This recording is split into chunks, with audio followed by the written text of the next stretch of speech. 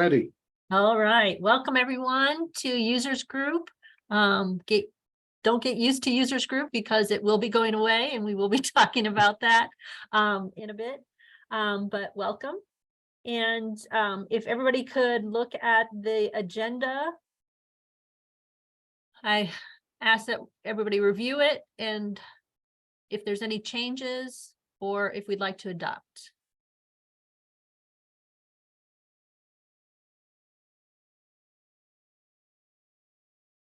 And you can give us either a thumbs up or a yes or a no or a thumbs down, I suppose, as well. Well, do we have a motion? Do we need a motion to adopt? Yes, we probably do. Okay. I can make that motion. This is Laura. Okay, thank you, Laura. Lexi seconds. Thanks you, Lexi. So we had a motion and a second. All in favor to adopt the agenda as written, say aye or say yes or thumbs up or. Aye. Aye. Okay. Any opposed? Aye. Okay, it looks like we have all ayes. Motion carried to adopt the agenda as written. If you haven't had a chance to review the minutes, please do. Are there any corrections or additions?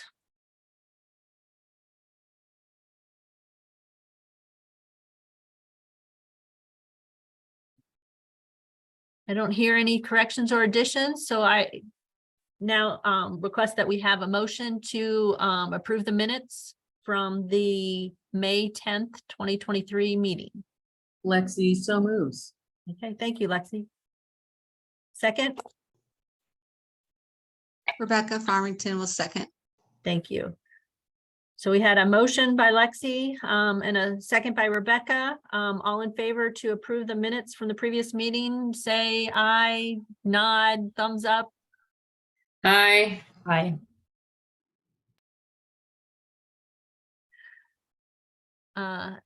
Any opposition?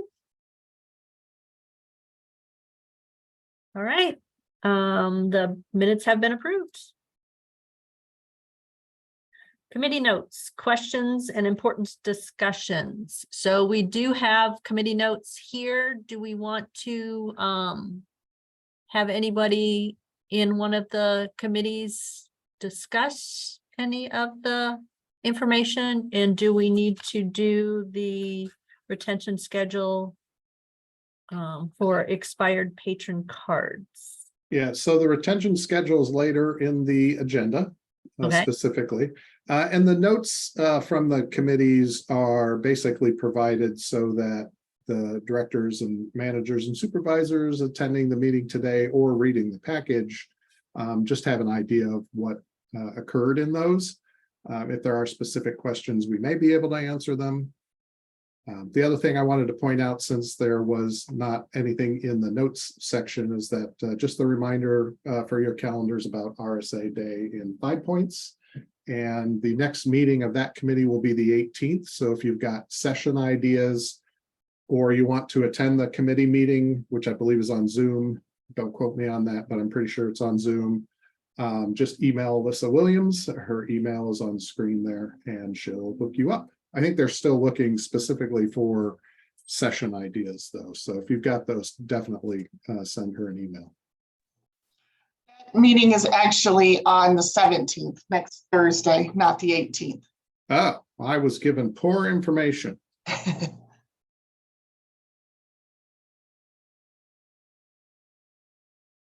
All right, well, let's move on to the Board of Directors report then. The Vice President is going to speak.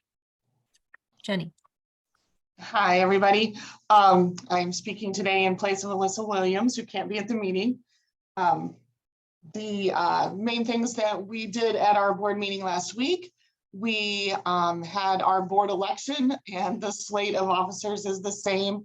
Alyssa Williams is the president, myself, Jenny Sevier is the vice president, and the secretary treasurer is Gina Burr. We had Monica Harris and Ann Slaughter join us for this report. We had a very good discussion about governance going forward and how Rails can help us with that process. And one of the things they're going to work on us with is a communications plan for our Independence Project, so that we get information out to this group and all of the consortium about what's going to happen over the next several years with our Independence Project. And then everything else we discussed in that board meeting will be covered in the rest of this users group meeting. We did, because I'm not going to cover it anywhere else, we did slightly update the vision statement from the 2019 strategic plan. We changed the word strong to member. So the vision statement is there, and we did vote to hire a designer to make a new RSA logo. This is not the RSA CAP logo or the RSA CAP website. This is the actual RSA logo, because we've got to take the NFP off of the logo. So we figured, hey, let's get a professional to do it this time. So we've actually, I signed a contract yesterday to get that work done.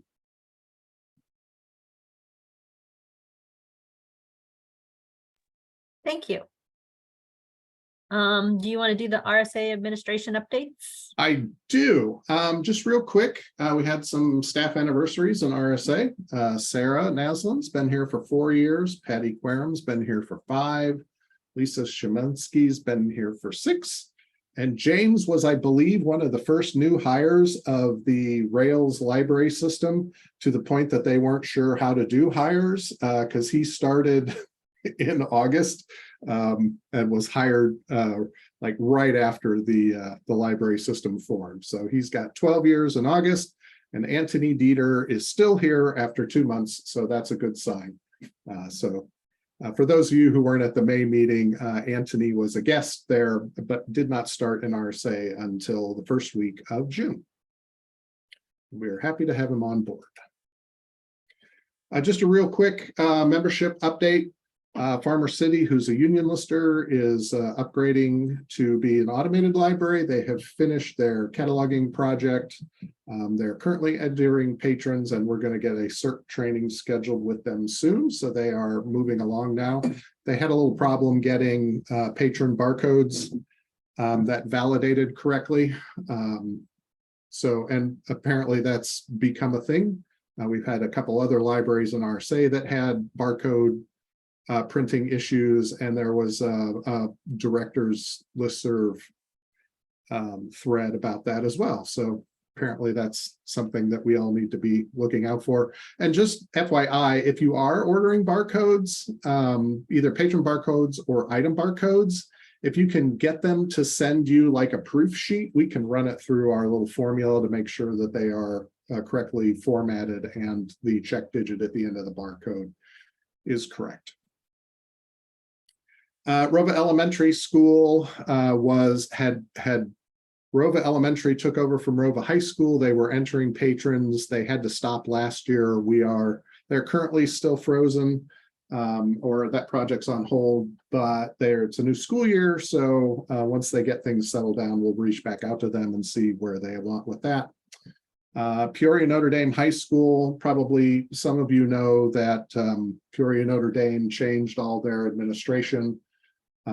And they decided that they did not need a library, or more accurately, they did not need to fund the library. The library is still there, didn't go anywhere, but it's now unfunded. So we have frozen them in the system to see if the new administration changes their mind.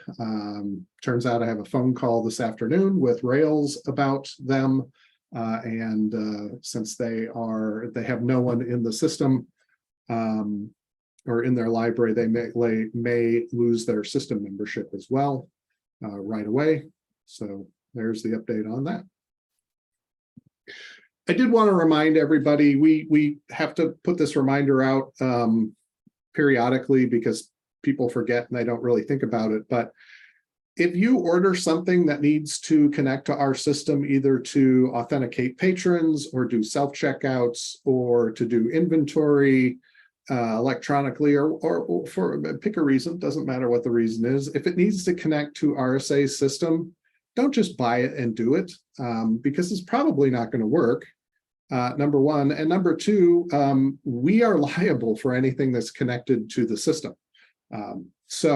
When you want to add something new to the system, especially if it needs a SIP port or a web services connection, we need you to contact us before the day that the setup people are in your library to set it up, so that we can check out what you purchased to make sure it's okay, to make sure that our system will support it, and to find out what types of settings we might need to set up to make it work.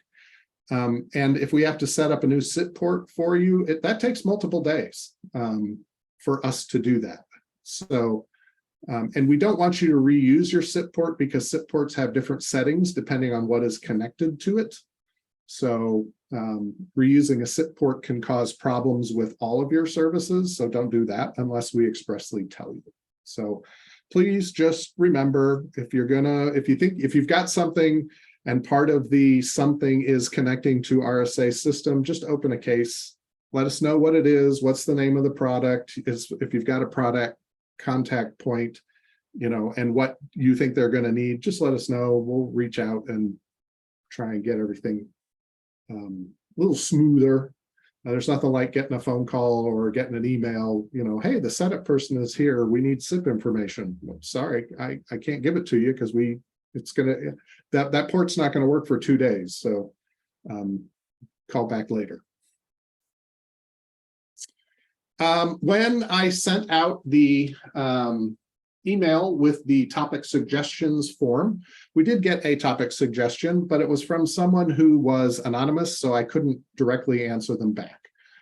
Their question was, how do they stay informed about eRead Illinois and ADML, and how do they suggest titles to be purchased? So real quick, ADML has a listserv. If you're not on the ADML listserv, email the help desk, we'll get you added.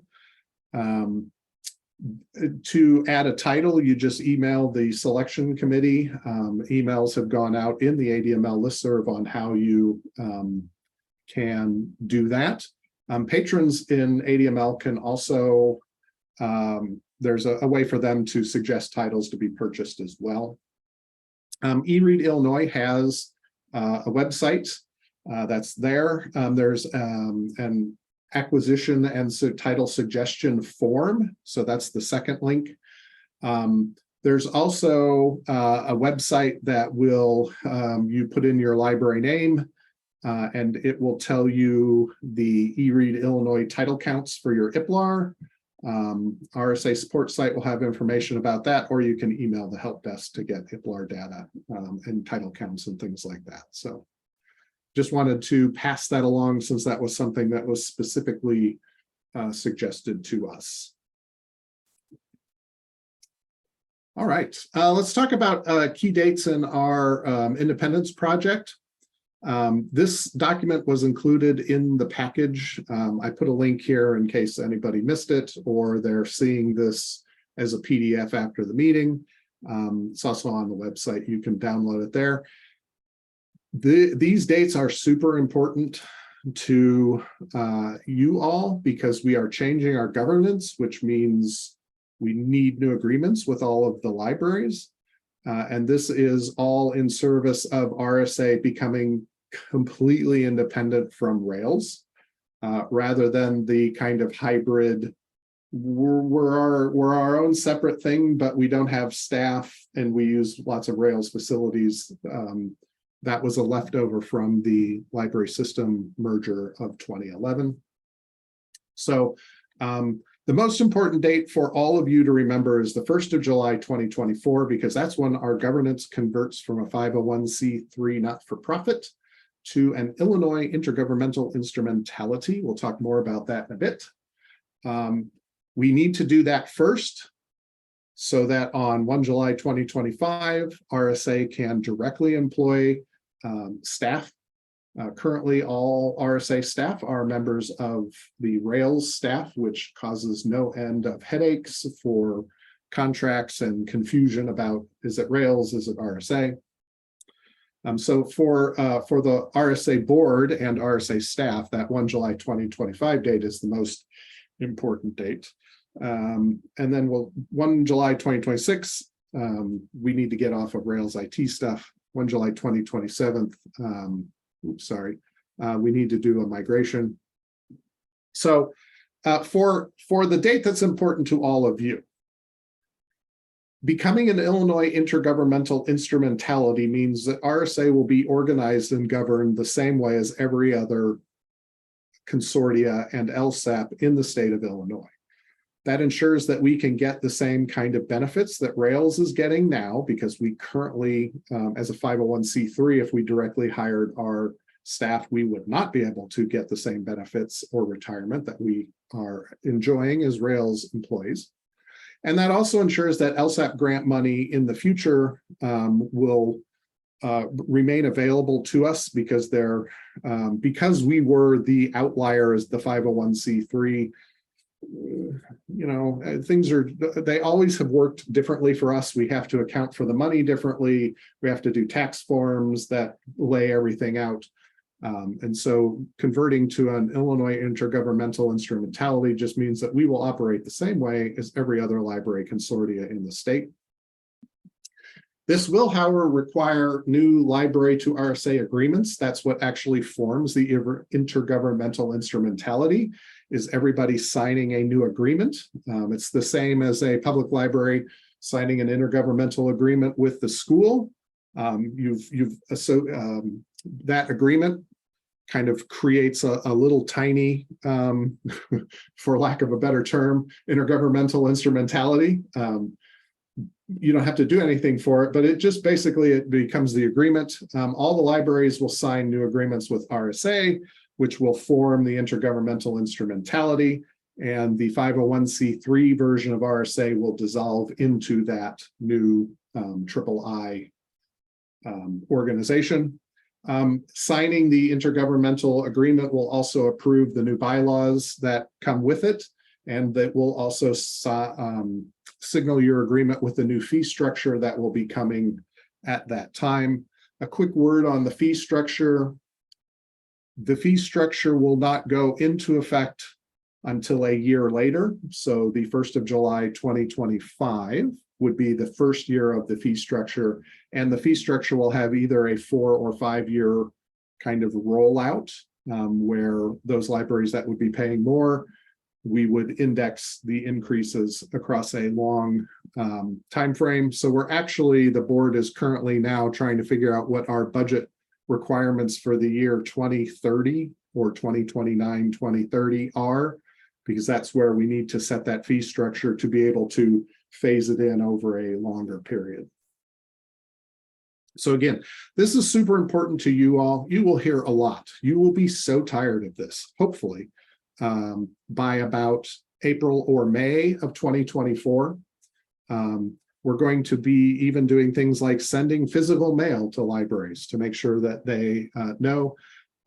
Jenny mentioned that we're going out to try and get a consultant to help us with the communications plan with member libraries, because there are, 47 of you in the Zoom today. That's a pretty good number, but there are 140 plus member libraries, so we need to make sure that we are reaching everyone. Any questions about this particular thing? Oh, let me give you some milestones so that you know what to expect from us. At the November users group, you will have draft documents of the governance structure, the bylaws, and the intergovernmental agreement, assuming the lawyer comes through with us on the intergovernmental agreement.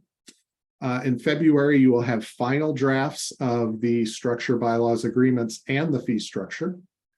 In March of 2024, signing those agreements will start, and then starting probably late April, May, and June, we will be calling or visiting every library in RSA that has not signed the agreements to make sure that they understand that you need to sign this, otherwise I have to turn you off. So those are the milestones that we are working towards to get to this 1 July 2024 date. again, any questions about this particular date?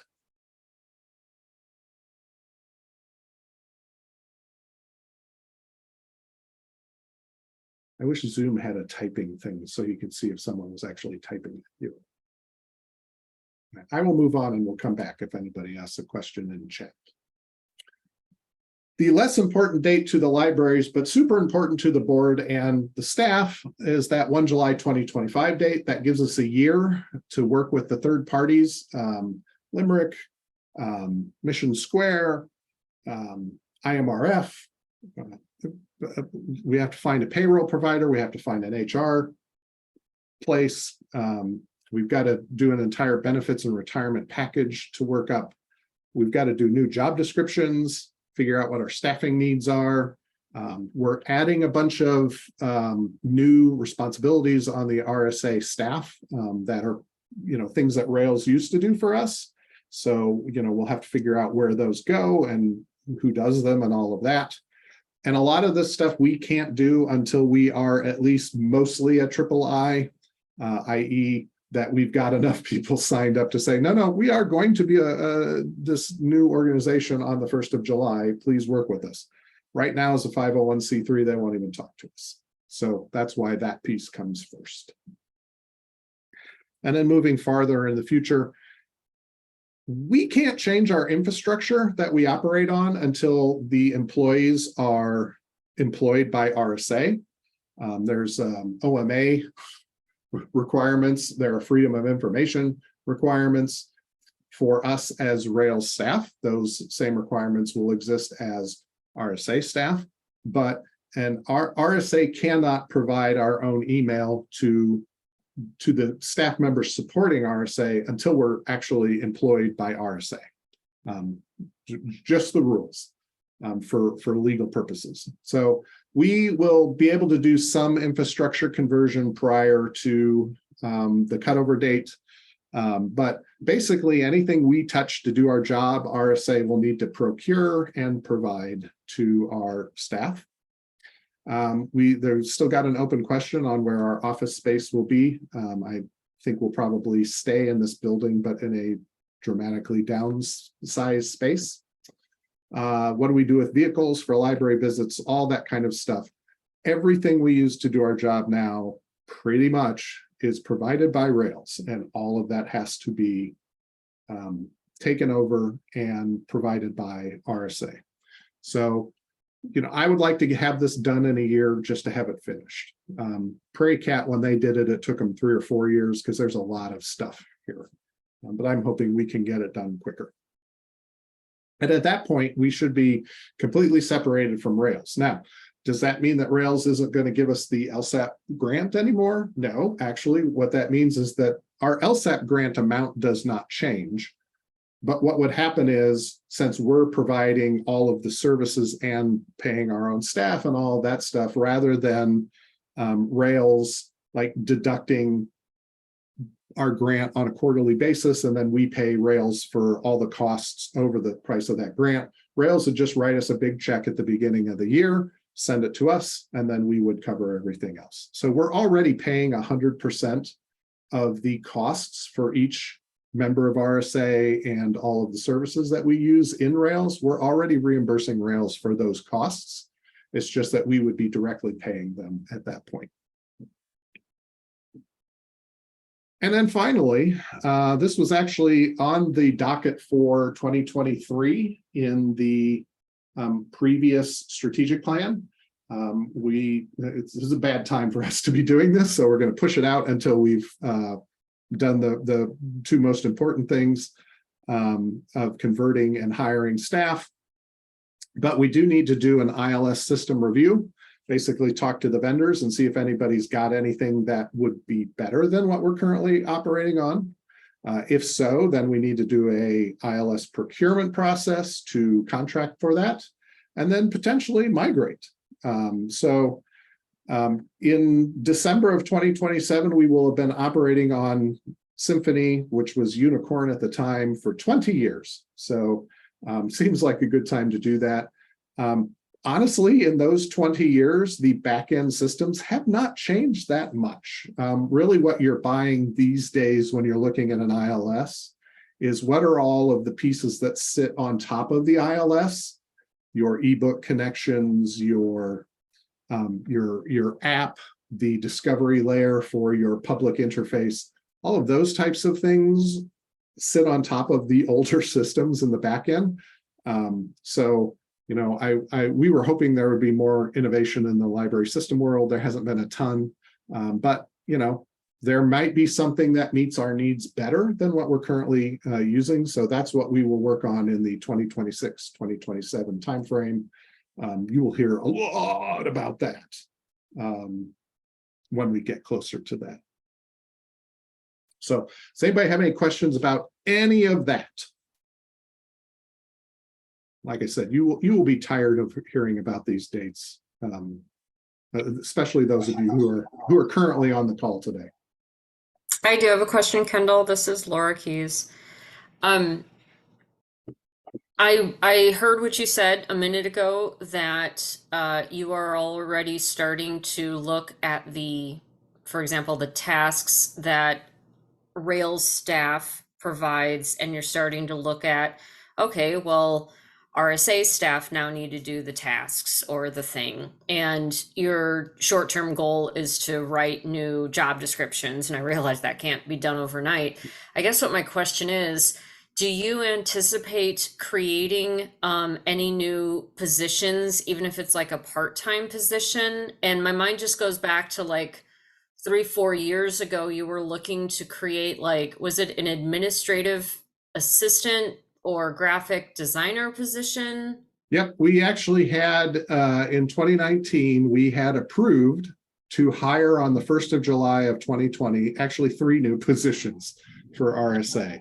One of those was a part-time, well, it was a full-time position. It was half administration and half like media specialist. So they would do administrative tasks, and then they would also do like public, you know, a little more public outreach type of thing. The second one was an operations manager that was going to kind of sit separately from the rest of the departments to kind of oversee what RSA was doing and kind of keep all of the other teams on track. We took quite a lot of that wording when we upgraded the member services supervisor into the operations supervisor or operations manager position that Anthony now fills. And we basically recreated that position with a little more oversight and a little more administrative stuff on top of it. And it's actually an assistant director position. We just can't call it that under the Rails layout for naming positions. The third position, was it another cataloger? I think maybe it was another cataloger. I'm not sure. I don't remember. But we did have 3 positions that we were going to fill back then, and COVID just wiped those out.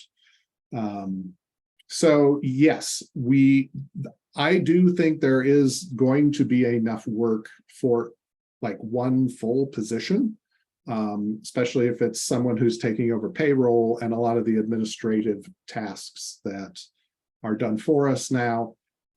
So yeah, we're going to have to figure out a way to get all those things done.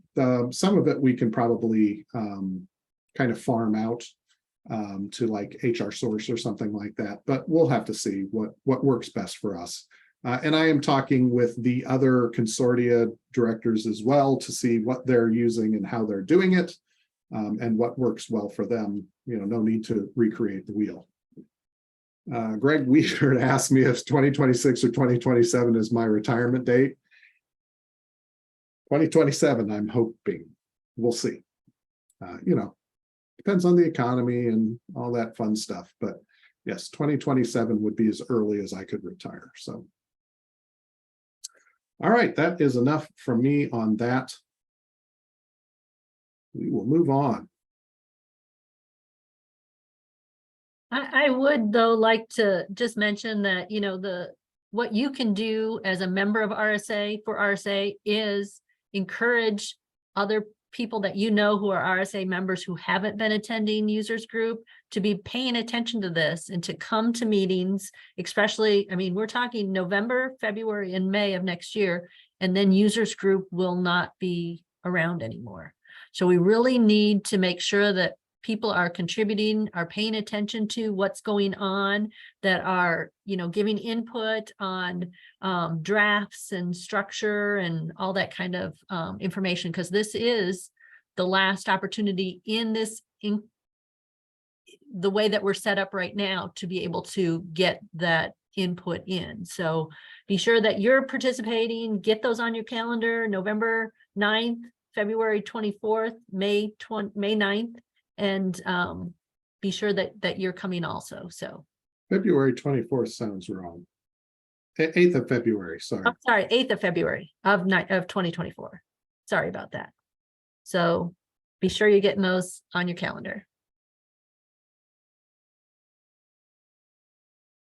All right, Anthony, you want to take over here? Sure. Good morning, everyone. As of, I think it was last week, we started with in-person visits again. Staff have attended, I think it's 2 so far, and we've got others lined up already. I will be also meeting with several networking groups over the next couple of months as well, to kind of touch base with them and talk to them a lot about, obviously, all of what was just said, and also what I'm going to talk about in a moment about member engagement.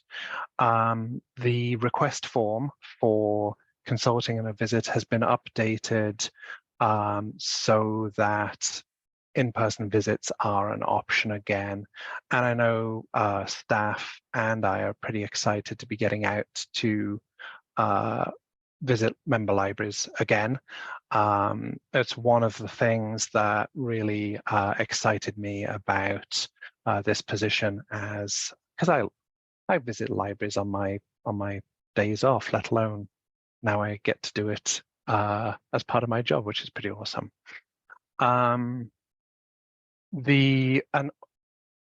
Kendall, the next line about L2 accepting outside reservations, I wasn't entirely clear on that. So do you have something else to add about that? I do. So on the Rails, and Rails facilities are beta testing this month with a full rollout in September, where they are going to allow outside, like non-Rails groups, to start reserving all the rooms that Rails has in their various facilities that can be reserved. So on the East Peoria side, that would be our conference room, essentially, which is good for groups up to 12 people. Like, you could get 15 in there, but 12 is probably a better, more comfortable number. But if you've got like a smaller group meeting that you need a common space for, or if you've got a webinar, that you want to have a bunch of people view, you will be able to sign up in L2 to reserve the conference room in East Peoria. I expect that there will be some communications, probably in the weekly newsletter coming from Rails, towards the end of August. Like I said, they are currently testing this now to make sure that they've got everything set up correctly again. And we've got all the notification stuff and making sure that the building is staffed at those times and all of that. So just wanted to let everybody know, because I know we did used to host meetings, outside meetings for groups pre-COVID. So that is now coming back. Thanks, Kendall.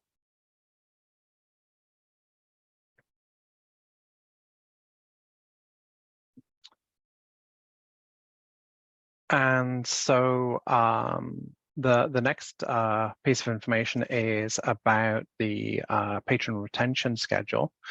The committee worked to take on board the feedback that was provided the last time a version of this policy was presented, and worked to reword it in ways that reflected that.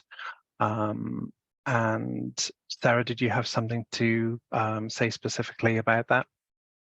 Yeah, we just tried to make sure that it was specific enough to give you a guideline for removing, but we didn't want to pigeonhole anybody into like, you must have it done by this date. You know, it's more of like a guideline of, we expect you to kind of keep a track of this. And we did include the line about libraries being able to keep people if they would like. We're not going to force you to delete someone that you don't want to delete. And the updated information about the people who have been sent to the material collection agencies. So that is all in there. I did want to mention as well that we do have spots open on this committee. So the next meeting that we have is the 24th at 10. So if anybody's interested or they'd like to see, just sit in on it as a guest spot, or you have any staff members that you think would be helpful, we're always looking for more people, more input. Does anybody have any questions for the committee about the updates?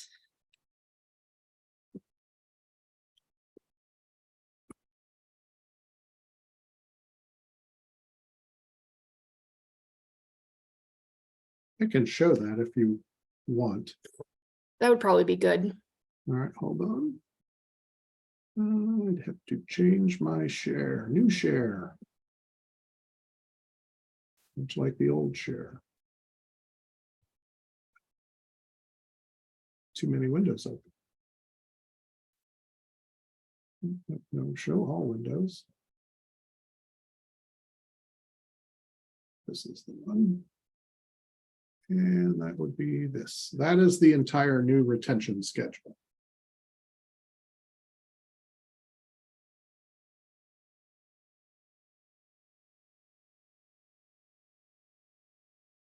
As the committee worked to draft this version, they were careful to use language which was gave both some meaning to the schedule, but also some flexibility. So the idea being that libraries can certainly make a case for keeping patrons in their system, so that if they have a particular reason to do so, that's just kind of understood and they can apply for that. And of course, this is not meant to be the the day after a card should be according to this schedule deleted, that we're going to be chasing you to do that. This is to provide you with a structure that we can then assist in those deletions. I have a question. I was reading the notes from the committee meeting. Remember, I was late to that meeting, so I missed this, but I saw in the notes where it says Nick mentioned that the state rep told Fond du Lac that records retention includes both digital and physical records. So what came of that, because we don't keep paper records for our patrons when we register them. So I was curious, what happened with that, because I didn't quite get that, because we don't normally retain anything. We just, when we reach that point in the policy, we've just deleted them. Yeah, so I did reach out to the state archive and to the records retention rep that covers, broadly speaking, the RSA area, although his neighbors to the north and south both would have RSA members. But I did reach out to him and ask for some guidance on that, because I had a fairly clear idea of what the expectation was from my previous role as a director with regards to retaining patron information. And I wanted to double check that I was not wrong in my previous clear understanding. And so what he said was that when you create a paper record, the borrower comes in and signs up for a card, and you keep that card, then that card is your original record. And the once that's entered into the computer system, into workflows, then the electronic version is essentially a copy. And that the paper registration card should be on your schedule for retention.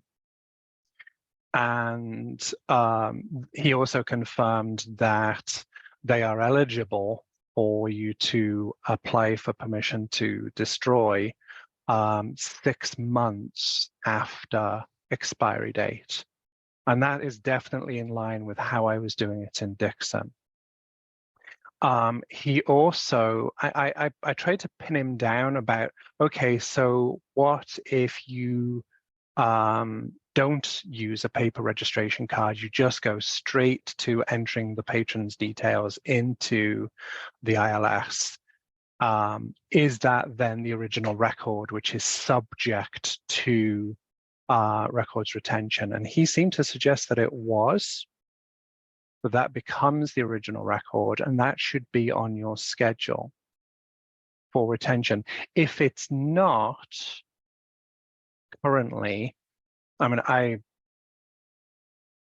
don't want to make a specific recommendation because I'm not an expert in this. I'm just trying to share with you what I've learned, but it may well be worth reaching out to them to make sure that it should be on your schedule. And likewise, if you have paper borrower cards, registration cards, and they are not on your schedule, it is certainly my understanding that they should be. Thanks for that update. I'll have to go look and see if it's on my schedule or not. I can't remember, but thanks. I appreciate that. I hope that was helpful. And we were hoping the language in here would kind of, so if you send out your stuff for deletion or records retention removal in August, you don't have to send it out multiple times as cards expire. You can just do it all at once. We just want you to try to kind of stay within that. Yeah, should be deleted within 2 years. That gives you that kind of leeway for your schedule.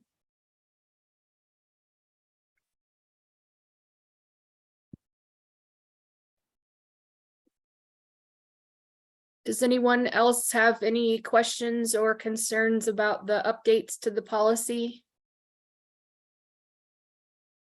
FYI, this is the updated policy that we looked at and did not vote at in the May meeting.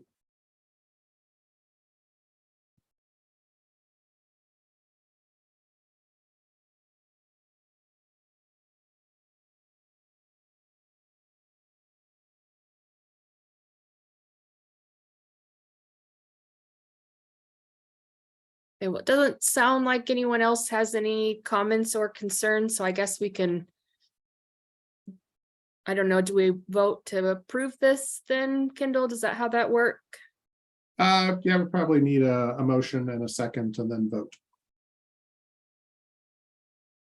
Hi, it's Jenny Jackson. I'm motion to approve the patron retention schedule for expired patron cards. I'll second. This is Laura Keys.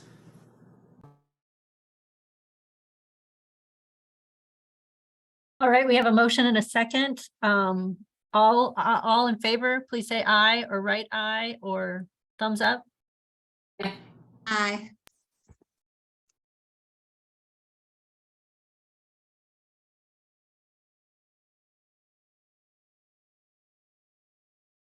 All right, any opposed?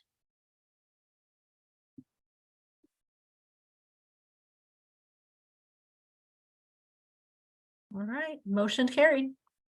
Okay, just from an active point of view, we will slightly rename this and it'll become the retention schedule for RSA, expired RSA cards policy, and we will post it to the website and send it out via the listserv so that everybody knows exactly what the new one is.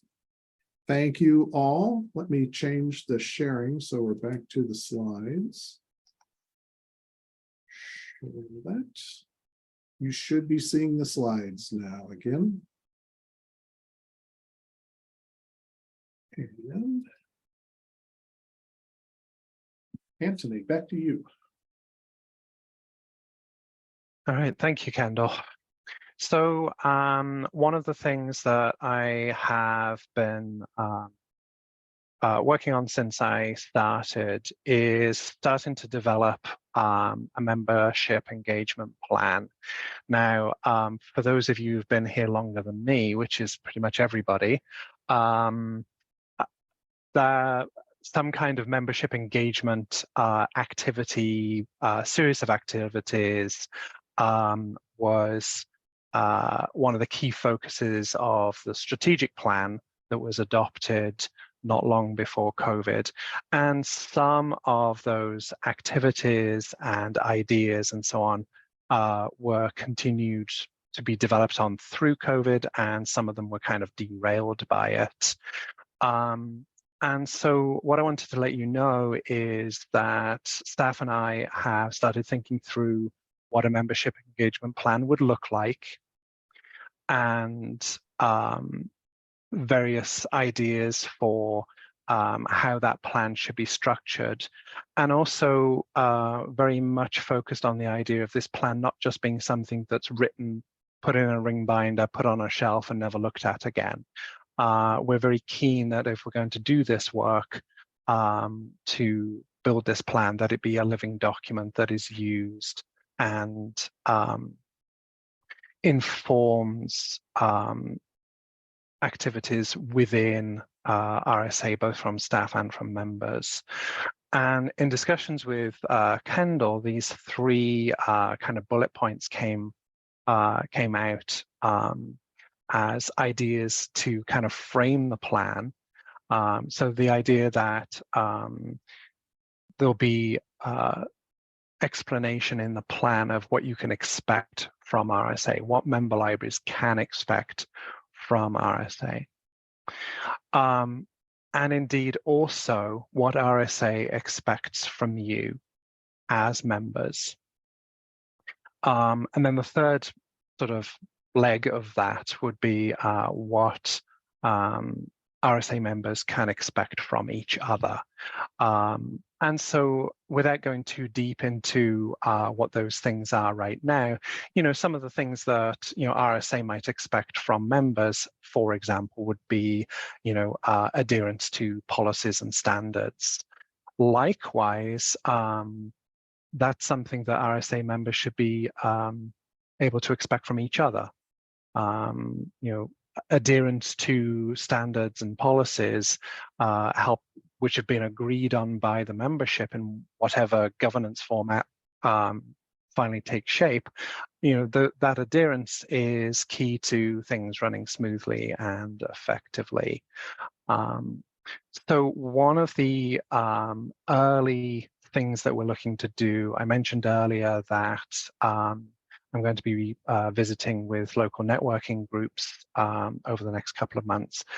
One of the other things that we're looking to do is have some listening sessions where we'll come out to a member library, and hopefully that member library will be able to host a listening session where staff or other interested parties from other member libraries can gather, and we can start listening to what particularly members would be looking for from this plan.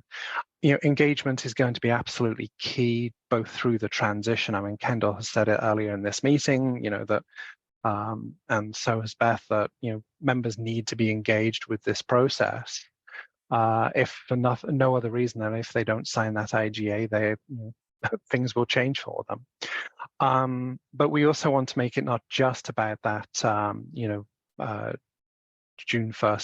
1st, 2024 deadline, but ways of making RSA sustainable in the long term by building engagement.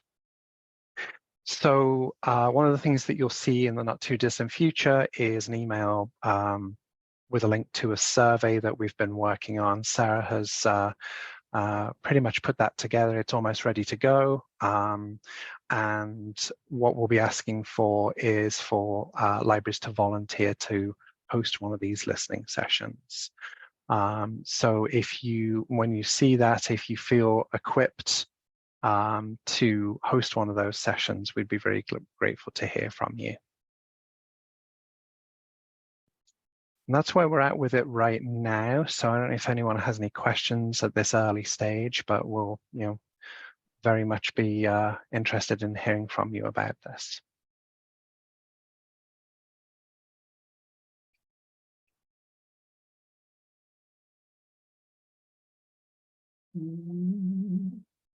Thank you, Anthony. So do we want to move on to the cataloging department update? Yeah, if anybody ends up typing something in, we can come back. If I could get the Erica? slides to update. Good morning. Is everyone able to hear me okay? Okay, excellent. Would you be able, Kendall, to show the proposal regarding the cataloging codes with foreign in their RSA CAT descriptions? Absolutely. I just need to change the share. Hold on just a moment. While he's doing that, I'd like to invite Ann Giffey, the head of technical services at the Galesburg Public Library, just to share the rationale behind this proposal. If you want to take it away, Ann, when you're ready, that would be great. Sure. Thanks, Erica. Can you hear me okay? Yes. All right. Hi, I'm Ann. As Erica said, I work at Galesburg Public Library, and I recently recommended to the database committee that we update the naming strategy that we use for non-English language materials. So currently the label foreign language is used in workflows in the cataloging fields of location and in category 4 and 5, which for non-catalogers is what we use to express genre and subject. And these fields appear in RSA CAT to our patrons. So I'm proposing that we eliminate the word foreign from these workflow fields, field descriptions, and as they appear to the public in RSA CAT, and we substitute more inclusive language. And I think Erica has more information on the proposed language. Yes, thank you, Ann.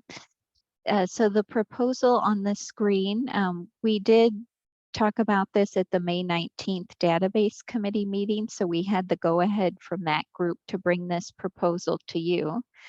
In July, we surveyed you, our membership, to ask for input on a couple points. If you want to flip Kendall back to the PowerPoint slides now with the pie charts. We had close to 50 responses, which is pretty good. So thank you if you responded to our survey about this important topic.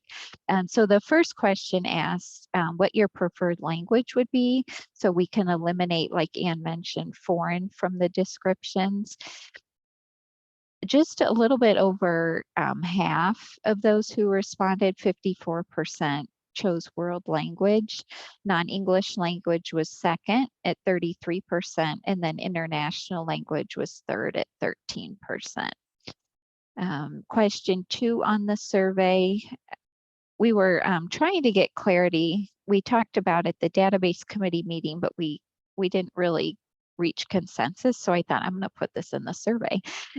But as we create new language codes in workflows for world language materials, we were wondering if we should keep with the current naming convention for the code, which does have the FL prefix for foreign language, or if we should start a new naming convention as we create new codes that would be based on world language, since that was the majority chosen for question 1. It looks like we will keep with the foreign language, the FL naming convention and workflows. But the good thing is just us staff are seeing that in workflows as you pick the codes from the drop-down menus on the cataloging screen. The patrons will not be seeing that. If this proposal is approved, the descriptions that the patrons will see, as Anne mentioned, will be edited in the RSA CAT to reflect world language. So hopefully that piece is straight in your head, but please ask if it isn't. If you want to switch back, Kendall, to the proposal.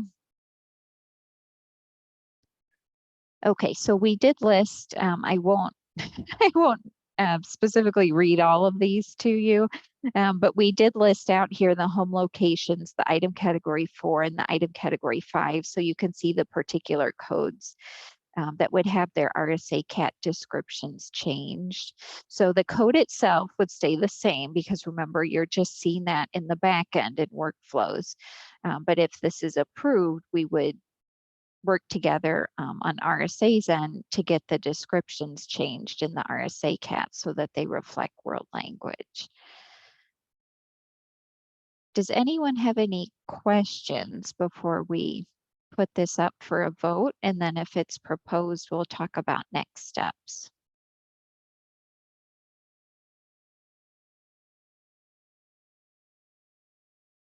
Okay, Kendall, or Beth, what is the appropriate way to take a vote on this? So this is not a policy change. This is a standards change, right? So essentially, we're just approving the change to the standard. RSA could have just done this, but since it requires not work on your part, but it does change what your patrons would see, we thought that it was best to make sure that we gathered everybody's feedback before we move forward with it. So this is a standard change, not a policy change. So basically all we need is approval from you all to make that change. All right, so we probably need a motion in a second. That'll work. Jenny Jackson, motion to approve the policy change. Okay, thank you, Jenny. Second? Rebecca Seaborn, I'll second. Okay, thank you, Rebecca. So we have a motion and a second. All in favor to accept this policy change or this patron display change, please say aye or write aye or thumbs up.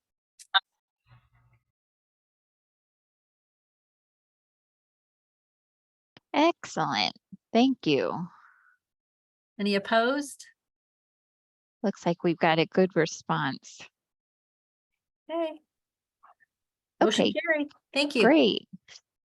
So by the end of September, we will, from RSA's end, get the descriptions edited so that they show up in the RSA CAT. We'll get the cataloging code lists that are posted on our system parameters webpage on our support site. We will get those updated, and then we'll send a message to the RSA listserv once everything is good to go.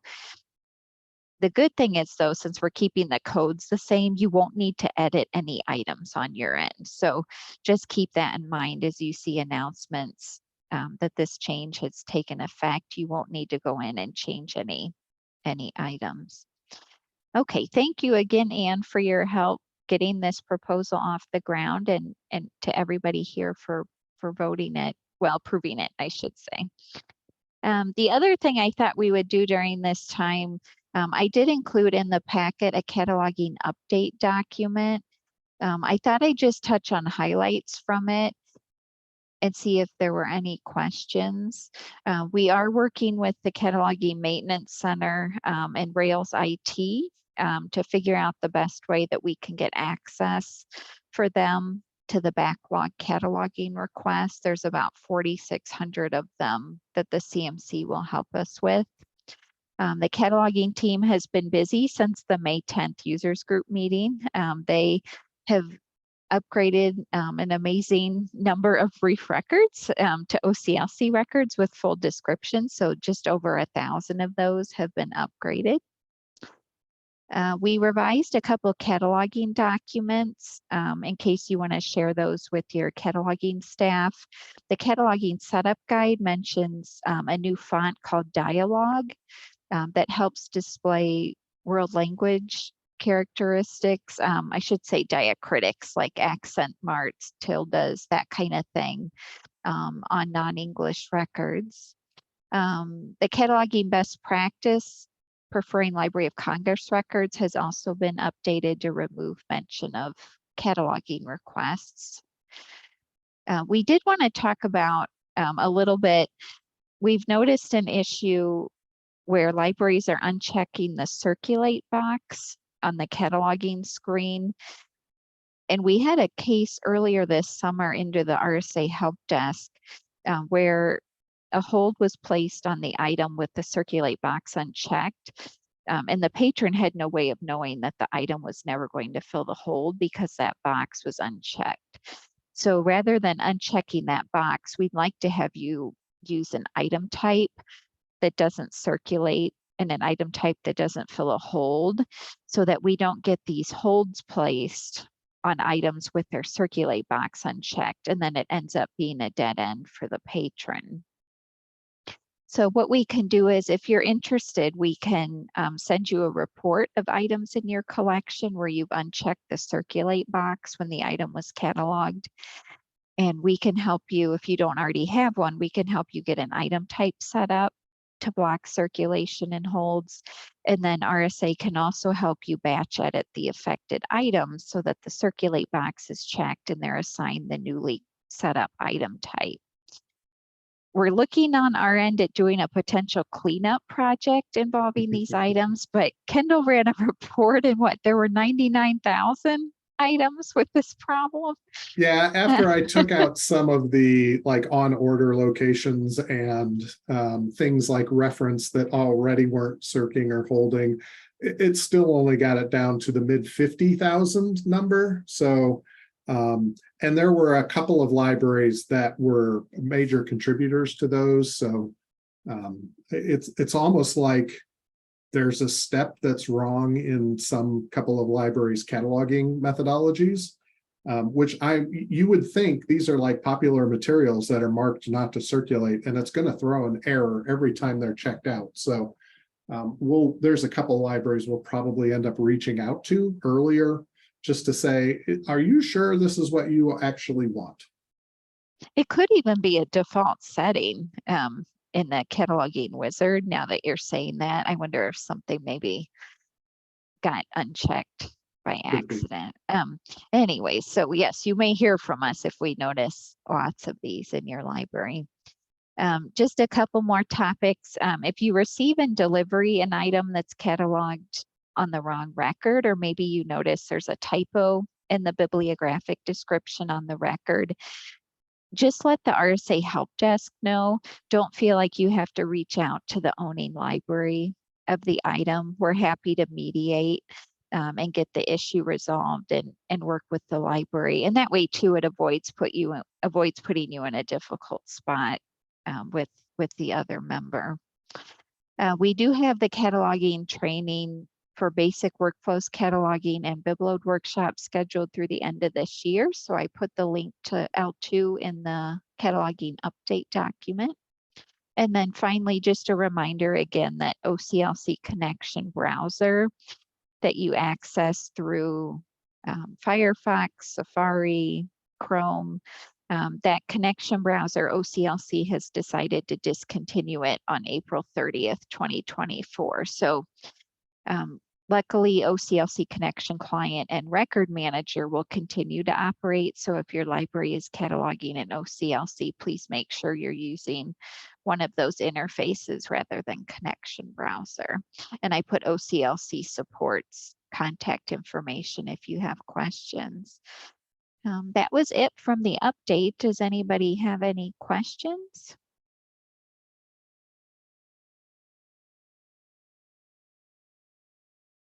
Okay, thank you. Back to you, Kendall.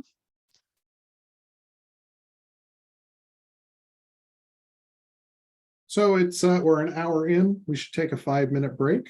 So if everybody could return at 11 minutes after the hour, we will resume. Thank you. Oh, should probably leave that there.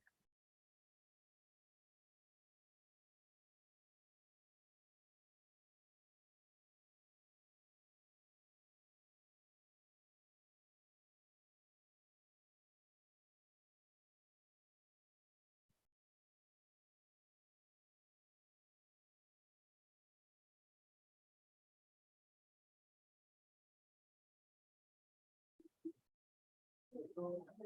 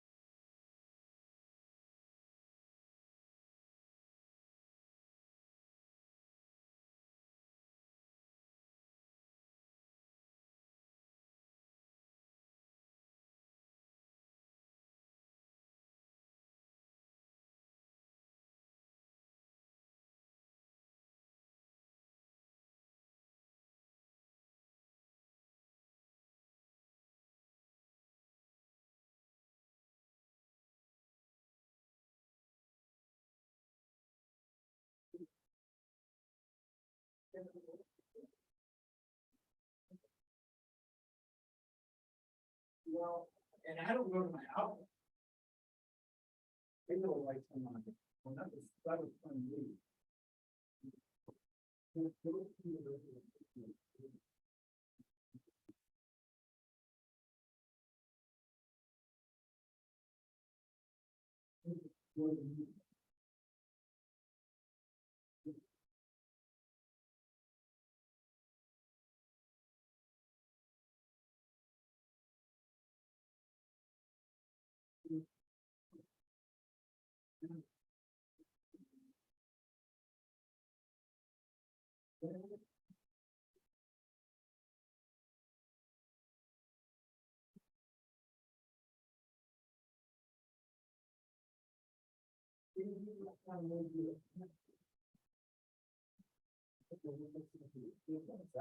And that's why mine's not on there. Yeah, because where are you setting? Because he only has.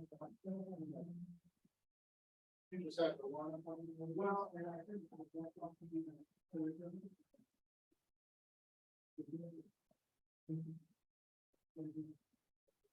That's what I'm looking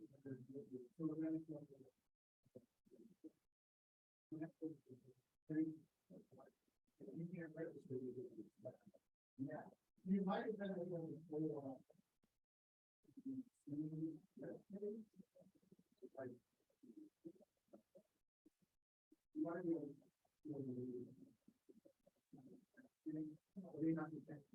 and when I'm with y'all, I get some documentation and send it.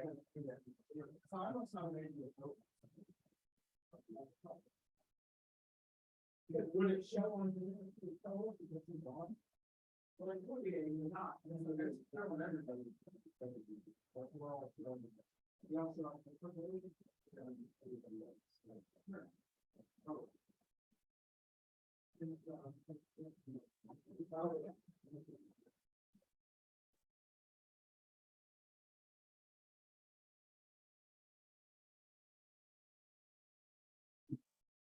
One minute warning.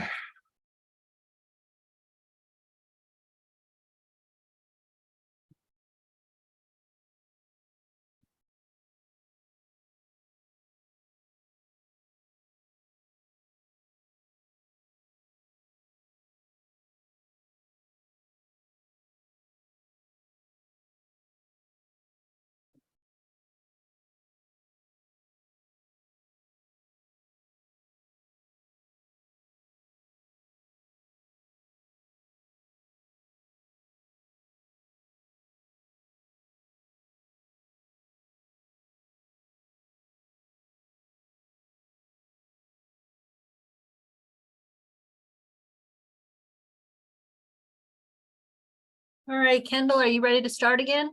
Let's go. Okay. So we have systems department update.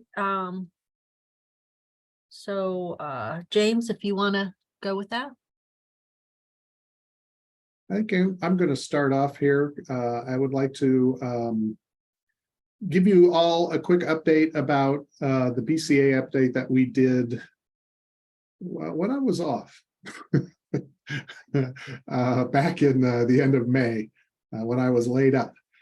So basically what we did was we have upgraded our Blue Cloud Analytics server to be a private server. Basically, that means that we have our very own instance of BCA. We're not sharing it with other people. Why is that important? Because that means that we can actually see what's going on that server now. Before, we were not allowed kind of in-depth look at the back end administratively of that server because it was shared with other consortia and other libraries.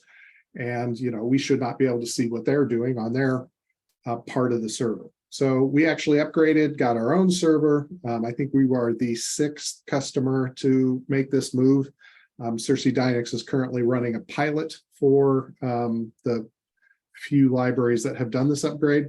But what's cool about this is we can actually find out some fun stuff. Like we have 1,331 scheduled reports as of Monday. That's actually less than I thought.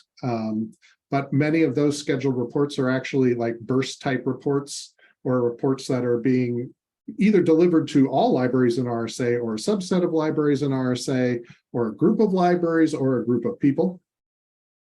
And I know in the past we've had problems, especially on the first of the month, where sometimes reports would fail out and they would not run, but we didn't really know why that was. Well, now we kind of do. On the first of the month at 8 a.m., there are 83 reports all scheduled to run at exactly the same time.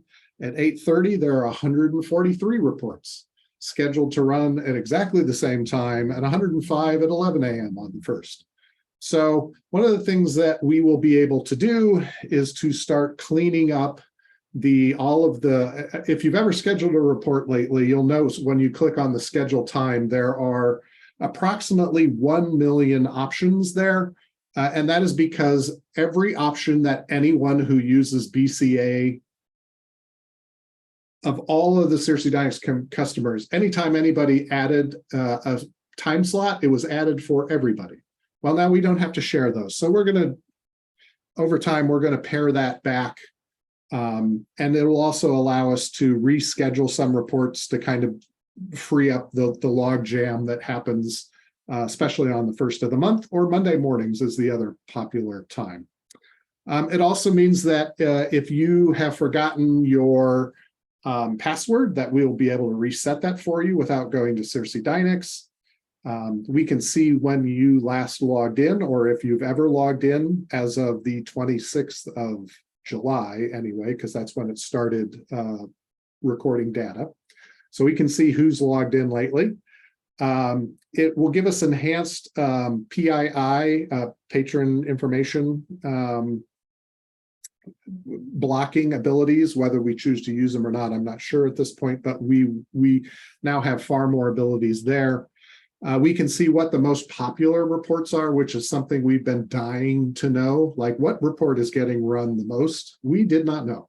So now, again, starting the 26th of July, we now have information about what reports are being run by how many people. So it's all well and good. We're happy to have that stuff.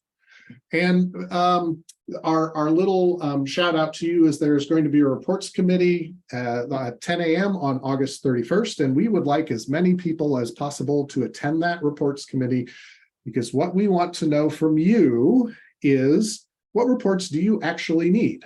And we're going to start building reports in a different way to make them more interactive. So I've put an example on the screen here of the types of things we could do. If you've been around a long time and you remember Director Station, this is kind of like a simplified Director Station type of interface, but effectively in the box here, you have a shelf list that is now interactive. So you could pick home location or home locations. You could pick item type or item types. call classes, libraries, current locations if you just want to see stuff that was checked out or stuff that was marked as missing. This particular example here has lifetime checkouts, last checked out, and item created dates with sliders. You'd be able to look and say you could just show everything that you own. So let's say you have 50,000 items in your library. That shelf list would start off at 50,000, and maybe you're like, I only want to see everything that's circulated more than 50 times. You would be able to adjust a slider and see that shelf list automatically update, and then you could export that as a document to go and check those items, make sure the bindings are still good or the DVDs aren't all scratched up or whatever. So the issue is we have to build all of this stuff from scratch. This is a screenshot from a presentation that someone named Caleb did at a Circe Dynex event. And I was like, ooh, we need that. So I took a screenshot so that we can recreate it eventually. At the reports committee meeting, we would like to know what types of things like this do you want, right? What would be helpful to you? And also, are there new end of month reports that you might want? All of that kind of information. So go out on L2. The link to the Zoom registration will be there, August 31st, 10 a.m. Doug will be very happy to talk with all of you. Speaking of end of month reports, the last of the reports have been moved out of Symphony into BCA. And we removed one report that has been since 2008 when we started running the report, completely irrelevant. The numbers are not right. It's fake data. And that is the ILL requested report, because the way our system works, it's only truly requested of your library if a copy level hold is placed and your item is selected, or a title level hold is placed and your library is the only library that owns any items attached to that title.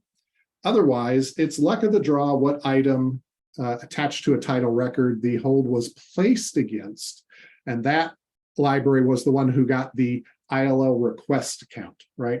So you probably have noticed your ILL request number was never higher than your ILL's filled number, and that's because the system is not set up to do what the IPLAR report would like. The folks at the state library know that Symphony systems cannot give them accurate counts for those particular things. So we did add a tab in one of the new reports for ILLs requested that has a little explainer that basically says, add about 10% to your ILLs filled and use that as your ILL requested count. Doug has been very busy over the last couple of weeks recreating all of the end of month reports into individual BCA versions that you can run ad hoc. If you lost one of your end of month reports at the end of the month, and you're like, oh no, I need that particular count, rather than having to run a report and then get the document that has a whole bunch of different tabs. Every one of those tabs is now available as a separate report. You can find those under the shared reports in BCA end of month reports. There'll be subfolders for each of those types of reports. And then one last thing, I want to show you something that we are working on that is not currently live, but it will be live soon. And eventually it will expand out to cover pretty much everything that you might need. And that is the system generated reports page. So let me change what I am showing to move to that. All right, so this will be live hopefully by the end of the month, if not sooner. And basically this is our new support site, by the way, support@librariesofrsa.org. This basically what we want this to be is a listing of all the reports that we are running that you get, right? Or that you would use for like end of month reports. So all the reports that are being run in BCA that we deliver to you are listed out here. So that's the name of the subject line of the email or the report name, depending on how it's coming to you. This is how it's being delivered. It's part of the monthly burst email. A burst email means that we run the report once, but it sends it to everybody, every library in RSA. A quick description. We've got a couple more to fill out here, but a quick description of what it is. When the report runs, that's always nice to know. And then what type of report it is. And as you'll see as we move down, that will become important. So all of the monthly reports that are coming to you now out of BCA are going to be listed out on here.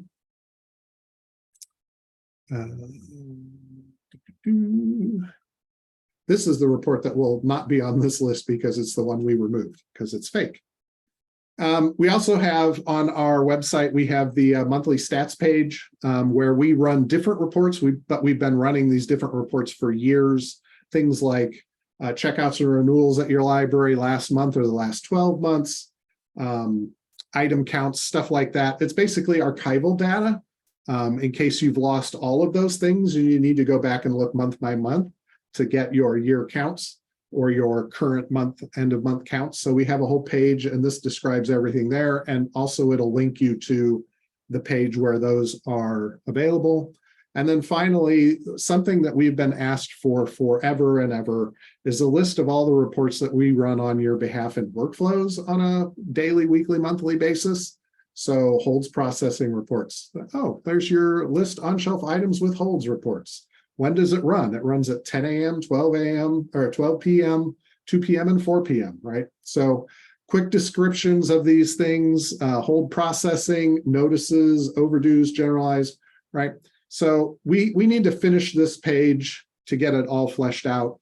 But these are reports that we've been asked for kind of consistently over the years, especially for newer staff or newer directors. Hey, what do I get from you? What can I expect from you? What is being run and how often is it being run? So we are building this web page with ways that you can find what is being run on my account at Workflows and about what time do those things run? When should I expect them? So we've put this together to try and answer those questions. And there'll be an email that goes out to the listserv when those are live. When that page goes live. Share. All right. And again, I just showed you the new, just in case. There's the email address. Uh-oh, I just got a pop-up. Zoom quit unexpectedly. Well, Zoom is still running as far as I'm concerned. If I drop off for a minute, it's because Zoom just crashed on my desktop. Let's see. Somebody shake their head if you can still hear me. Oh, excellent. All right. Well, it crashed, but it's still running. Very odd. So anyway, that's our new library support website. You will notice when you go to the old website, if a page has been moved and completely updated from the old site to the new site, we will link at the top of that page, the link on the new site. We'll turn all the text gray and we'll put an archive date after, and there'll be some white space so you don't open the page and go, is this one that's been done? If you see a link at the top and then a bunch of white space, that page has been frozen and archived. It'll have the date that we did that because we're not updating both sites anymore. We're just updating the one site where it's currently live. So if you run across a page, if you start on the old site and you run across a page that's been depreciated, for lack of a better word, like the board page, there'll be a link on the top of that page. Just click that link and go over to the new website. And if you've got any suggestions for the new website, Tony would love to hear them. Send an email to Tony or to the help desk. And of course, there's the RSA CAT support site committee that meets roughly quarterly.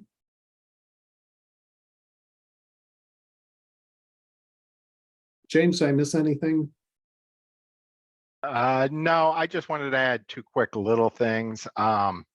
Things are a little busy right now with systems. I know schools are starting back up, so I'm a little extremely busy with schools, with user loads. But I just want to let everyone know if you guys are down because your IP changed or something like that, please call us, because instead of sending a help desk ticket, which for some reason a lot of libraries do, please, if you cannot connect to workflows because your internet IP changed, call us. We will get you back online so much faster than sending in a help desk ticket, because sometimes a ticket could take 5 to 10 minutes by the time it gets into our ticketing system.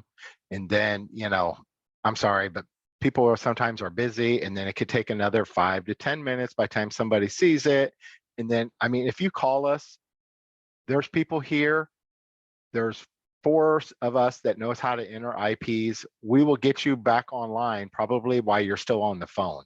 It'll just be so much faster. And then if you have staff that come in the morning at 7:30 in the morning, or if it's 5:30 p.m., we have an after hours number that goes to my cell phone number. That's what it's for. Okay. It's not for somebody that can't place a hold. Okay. But if you cannot connect to workflows, that's what the after hours number is for. Call that number and we will get you back up online. Okay. We'll get you connected. So that's what it's for. Please call the help desk and we will get you connected quickly. Okay. I just recommend doing that instead of sending in a help desk ticket. Anything else, send in a help desk ticket, please. But if you can, call. I just want to let you know that. Okay. And also the second thing is, Erica could attest to this. I am not a cataloger at all, but when you're sending in circ rules and stuff like that, I just want, things will speed up a little bit faster, because I just want to let everyone know, most of you on here know this, but the workflows, the hold map and the circ map goes off of item type. I just want to let everybody know this. I know everybody that work, and I've never worked in it. Everybody knows me. I've never worked in a library, but I know you all go off a home location, okay? But workflows goes off of item type. Everybody needs to know this, because for some reason, a lot of times lately, I've seen a lot of tickets lately going off of home location, and they keep telling me this. Well, I need this location and I need this rule. That is not letting me know anything, because I have no idea what the item type is when they're telling me the location. So again, I just want to let everybody know, I need to know the item type. That's what workflows goes off of. Everything for rules is item type. So again, I just want to let everybody know that again. Item type is for workflows, for rules. So again, call us for IP, and rules for hold map and circ rules is for item type. So again, I just want to let everybody know that. So that's it. And a lot of times, if you send something in for new hold rules or circ rules, we may call you just to verify what you've asked for. And while we got you on the phone, a lot of times we'll walk through the other things you have in your circ map just to make sure they're still correct. So, yep. Because, you know, if we've got you, we may as well check. All right. Now we get to the fun discussion-y part of the meeting. Talk about the difference between governments and non-governance groups. As of the 1st of July, when we are an intergovernmental instrument and Illinois intergovernmental instrumentality. So we need to know how we can best serve you. As Beth mentioned, users group is kind of going away. We'll get to that in just a minute. And hopefully it will be clear why the name users group needs to be changed. First off, after the conversion to a III, RSA meetings will be Open Meetings Act. Well, the governance meetings will be Open Meetings Act subject to that. So quorum rules, posting rules, public meeting space rules, all those kind of things that you have to deal with for your board meetings for public libraries. We will have to make sure that we are following all the same rules. And since the emergency declaration has ended in Illinois, that means like in-person quorums in public spaces anyway. So that's a big change. We can't do users group and have a quorum of members in person. That would require 74 libraries to attend in person. Not sure, we'll never get there, right? So that's the reason for users group kind of going away as a governance body. But the board of directors, we can definitely do it for the board of directors. So the board will become the sole governing body quote unquote, doing the admin, budget, policy, supervising me. We are going to change our makeup of board members. One of the things we're looking at right now is having a couple of members by library type and library size. So, but changing the size categories to make them better fit our membership, because we have lots and lots of small libraries and very few large libraries. So right now, our large library position, I think only 6 libraries can actually fill that on the board. So we're going to readjust those things. We also would like to have a regional rep. Again, we're back to this, we have to meet in person. So if we've got regional reps on the board, then those board members can just open up their conference room as a public meeting space, you know, post the agenda 42 to 78 hours earlier, and then we can put out emails and say, hey, if you want to attend a board meeting in person, here's where the in-person meetings will take place. We can also use those region pre-board meeting, post-board meeting times to hold other RSA meetings for that region, informational training, a get-together, a networking group, whatever, right? We can send RSA people out to 1 or 2 regions to do things like that. Now, here's the fun part. I was trying to figure out, here's the RSA map. We are the green stuff. Green stuff are RSA members. I don't know the best way to slice and dice this pie, to be quite honest. Kendall, I'm not sure if we're seeing the map. Is it just me? Yeah, no, I can't see. I can't. You're still Could stuck you on try RSA again? support site. You have to do a new share, I think. Oh, I bet you that's all right. Hold on. That is probably what crashed then when it told me it crashed. Okay, I've stopped sharing. I'm going to go back and share. Share. Are you seeing a map now? Oh. Yes. Zoom quit unexpectedly again. All right.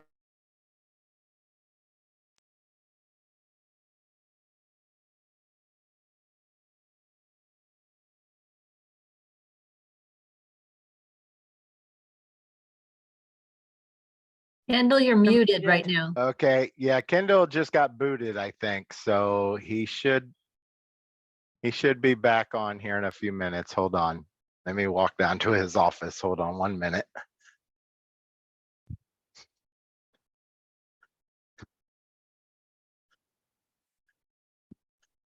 Hey, teacher left the teacher left the classroom. Hi, I'm back. Darn, might I have to was hit hoping start for that recording again. 5-minute rule. Yeah, I know. Oh, you hit I record. just dialed back in. No, I meant, did you hit recording again? I'm still recording. Oh, That's odd. James is talking to me from the door and also getting picked up on the mic and then getting the 2-second delay into my headset. That's very odd. All right. I'm going to, let me get chat back up. That's important. I need to see that. And let me do the screen share again. That would be that. So now I guess we know what happens when Zoom crashes. It stops showing you, stopped updating the slides. Are you now seeing the map? Yes, okay. Let me go back a slide because that is, did you see this slide? That would have been the only one you missed. That was what I was just talking about as far as the governing board and being OMA and talking about regions. All right, we'll go back to the map. So click, come on, there we go. All right, so I'm not sure how to slice and dice these green sections up. I started just doing it regionally, and then I thought, yeah, but what if my regions are different from, say, the networking groups that you all are familiar with working with each other? Or we had a suggestion, maybe we should use the old pre-alliance library system boundaries for regions. So essentially, if you have a great idea on the best way to slice and dice RSA's space into 4 or 5 regions, I'd love to hear it because I'm not sure how to do it.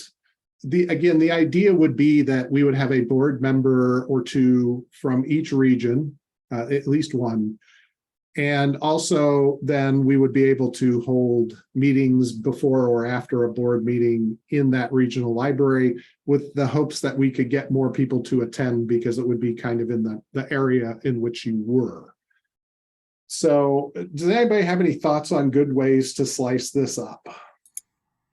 I have a question. Say again, this is a decision that the board of directors came up with? This is your idea? Because I just want to understand the thought process of thinking regions rather than sizes of library. Okay, so we are currently thinking about representing both, right? So we would have some board members that would be from small libraries, some from medium, some from large. We would have a board member from however many regions we came up with for RSA. And then a follow-on to that regions thought was we can use the regions for other things like quarterly meetings or going out and doing trainings or whatever, right? And targeting a region to do that in. Basically, the makeup of the current board and the seats associated with with the current board effectively force some people to run for the board because there's only a couple people, a couple of directors or a couple of libraries who can fill a board seat, and we want to open it up and make it more inclusive, number one, and number two, to better represent RSA as a whole. So, right now we may not have anyone from one particular region serving on the board because nobody in that region kind of volunteered or felt like they should volunteer. So we're actually thinking of doing both, right? So having some seats that are specific to library type, some that would be specific to the population served, size, and then a representative from each region. And then we'd use the regions for other things.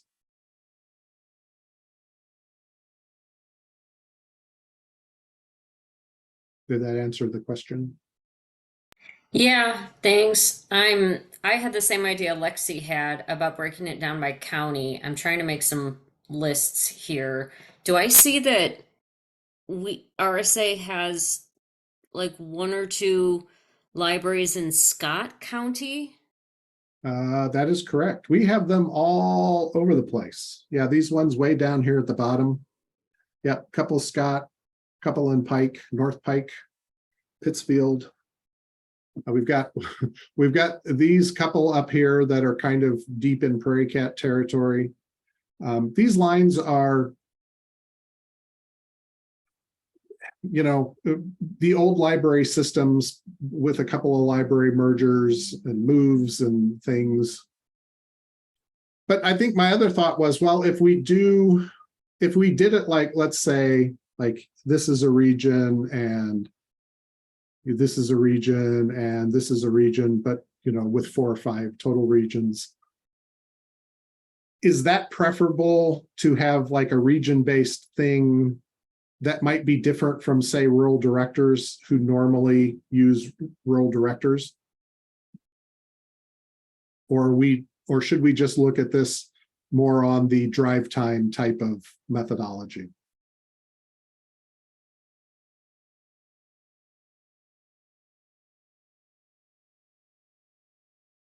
Yeah, Courtney, I printed one copy of the map out and started trying to put marks on it. And I decided that was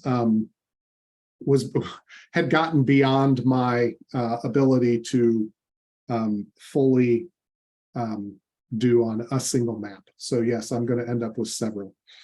The initial thought I was going with was north, south, east, west, and Peoria area because we have a big concentration of libraries just right here. So like north, south, east, west, and central. Again, trying to minimize drive time, but also to make sure that each region is represented on the board.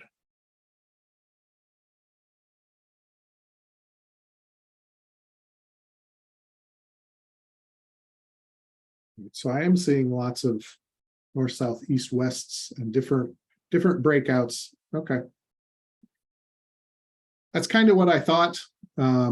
But I wasn't sure if maybe everybody might think, oh, it'd be better if we followed the local networking groups or something like that. So I just wanted to make sure that I didn't go down a road to come up with several options for the board and to be shared out that, would immediately be shot down because I didn't consider something. All right. Thank you. And like I said, we plan on not only using these as board seats, but in the future, it gives us we can target communications or target meetings towards particular regions. So that'll help us do some work in the future as well. All right. Okay, so outside of the board, oh no, this is inclusive of the board. What we're currently drafting as a governance body is the board of directors, which probably is going to end up meeting monthly. I'll show you in a second here. We've got a draft of a decision-making breakout and a draft of a roles and responsibilities document. The idea behind these are everybody in RSA will know who makes decisions and when decisions are being made, what the board's responsibilities are, what RSA's, i.e. my responsibilities are, and what library responsibilities are for each of those areas as well. We did talk about it at the board meeting about do we need subcommittees for finance and things like that. And the current thought is that we'll just do it with a committee of the whole for anything that we might need additional meetings or conversations on. And if that gets to be unworkable, we will redo the bylaws if we did not write subcommittees into the original set of bylaws. But for now, I think everybody thought, well, we can just do things as a committee of the whole. We're also thinking about having a director's advisory committee. And this would be an actual board committee, and it would be subject to OMA. Now, like I said, we can't do it in the users group style where everybody would inform the OMA quorum count. But what we would do is we would do it more like the Rails board has done a couple of their subcommittees for things like resource sharing, where there's a couple of board members assigned to the committee, and then there are 4 to 6 director volunteers or appointed directors that form the committee and are responsible for making the quorum. And then everybody else can attend that meeting as a visitor and, discuss things as a visitor, right? It's public comments, that type of thing. And that has worked very well for Rails. It cuts way down on the requirement to get a whole bunch of people in the room to be able to have a meeting. And also cuts down on the, if multiple people from that were in a particular meeting send emails to each other, does that all of a sudden mean that we need to have OMA and make that a public document because too many people shared it and it got over the quorum count. So that's one of the things that we're talking about. And again, that is specifically to get input from RSA member library directors directly to the board versus having membership groups off to the side where directors could also attend, but this would be more of a kind of an add-on to what users group has sort of become, which is kind of more information and director focused. But that would be the formal way to go with a director's advisory committee. And then myself, also part of that governance body. And then RSA staff members will be liaisons to provide information from the membership groups who are not OMA groups. So we'll get to that in just a minute. So I talked about everybody understanding how decisions are made and where they come from. We're basically putting together a decision-making breakout. So for the budget, the board would approve the budget. The committee would be informed. I would recommend a budget. We get to things like creating, modifying policies. A membership group could recommend a policy. The directors committee could recommend a policy. Executive director could recommend a policy, but the board would approve it. that type of thing. So again, just a way to kind of quickly break out, oh, there's a decision that needs to be made in RSA. Where does that happen? That's currently scattered all over our bylaws right now. And it's sometimes there are questions about, well, who does make that particular decision? So we want all that clarified right up front. So that's all OMA, Board of Directors. If we want to have a meeting, we have to have an in-person quorum. Any questions about that? And thank you, everybody who's typing stuff into the chat about where people should be. We do appreciate that. All right. Now I want to pass along a little thing that I've been trying to. It took a long time for me to come up with this kind of thing as to why Zoom is not great. And that is the fragility of ideas. Those of you who had an idea 5 minutes ago when I was talking in this Zoom session have likely forgotten what it was, unless you recorded it immediately in the chat. And even if you did record it immediately in the chat, maybe not everybody saw it and we didn't discuss it. And so now your idea has died. So Zoom, it's kind of hard to facilitate talking about ideas. Again, part of the reason why we want to talk about regions is to make it closer for people to get together. Part of the reason why RSA staff is back in the office a day a week on a team basis is so that we can sit down as a group and discuss ideas and brainstorm and, you know, do all of that wonderful serendipitous discovery that you just don't get over Zoom. So I just wanted to share that, and also to state again, this is something I've been saying since I started in 2005.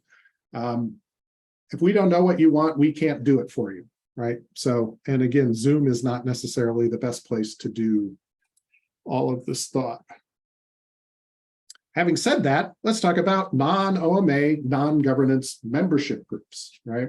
One of the comments at the last users group when we were talking about this was, who is supposed to attend these things? What are they called? What's the description? How do I know I need to go, right? So I thought about this, and we very clearly named these membership groups versus a committee or the board, right? So it's a group, non-OMA, anybody can attend. We don't have to have a quorum, anything like that. Our website will have descriptions to talk about who should go, what the group's going to do. We talked at the last couple of users group. There's a whole lot of talk about, yes, we need to continue having these meetings on Zoom, potentially in person, but that, you know, depends on people's travel budgets and how far somebody's got to drive. Now we're back to the regional thoughts. And also there was a lot of talk about, hey, you know, it would be cool if these groups had like listservs, right? So that you could just go get on the users group list, or not on the users group, but like a circulation group listserv, right? And so maybe there's meetings to discuss issues, but also there's a way to talk about things immediately day to day, or ask questions of, you know, other people kind of in the same thought process and the same type of things. Groups would suggest and draft policy. So right now we have a subcommittee to the CERT committee that is looking at policies and drafting, you know, revisions like we just passed today. Those things will still happen at the group level. You know, they can happen at any level, but we would still want a lot of the information to come from the groups because, again, sometimes you guys know things or point things out that we need to did not take into consideration when the initial draft was written.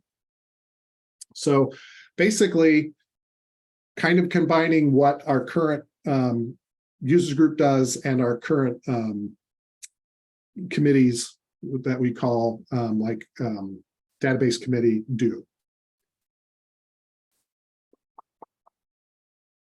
So now we're back to fun questions about things like, should we have a membership group for each of the regions that we create, right? Does that make sense, or is that redundant because you're already doing that as part of your existing networking groups?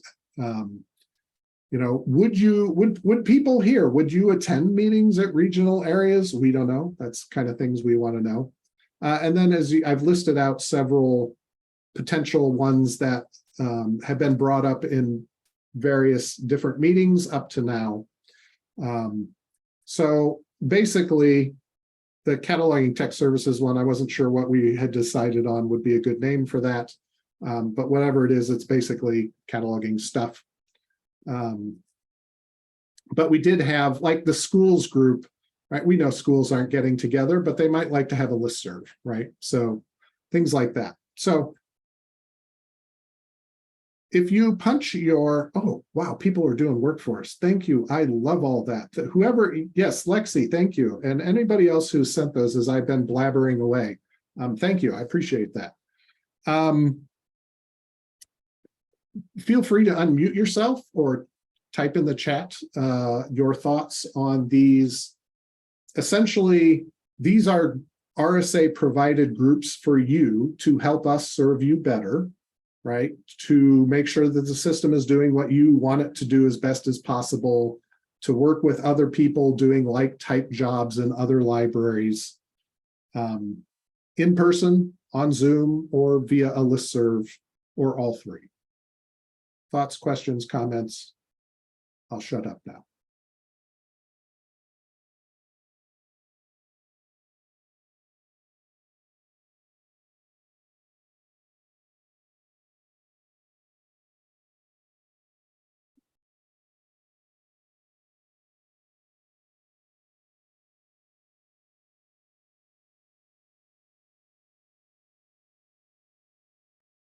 Well, I will say that my first impression is that one group of,